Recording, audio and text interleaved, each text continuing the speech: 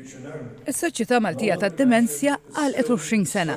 Fl-ewwel konferenza internazzjonali biex jitfakkar dal-anniversarju, iċ-chairperson u kofundatur Charles Sherry qal li l-għan ewlieni jibqa' li jkompli jżid l-għarfien dwar id-demenzja f'Malta, fenomenu li bħal f'pajjiżi oħra mistenni jiżdied.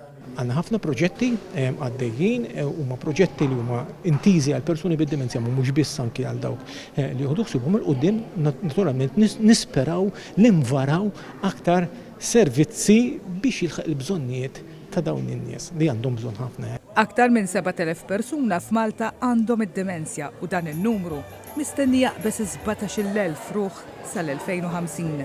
Fl-Ewropa hemm kważi 11 miljun ruħ bid-demenzja, ċifra li tista' tilħaq 19 miljun sa 25 sena oħra.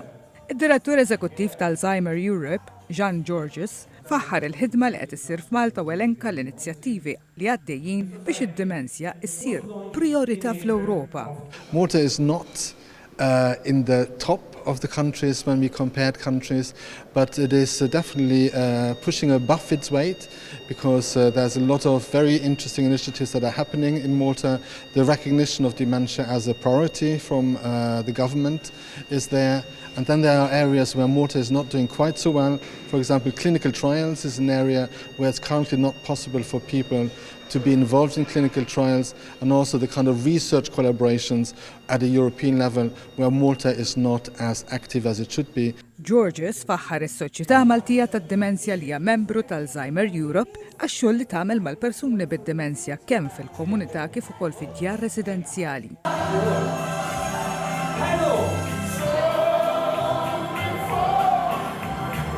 Amy Lewis li hija dance facilitator mas-Soċjetà tad-Demenzja spjegat lil TVM News lan wara l-attività Dancing to Dementia.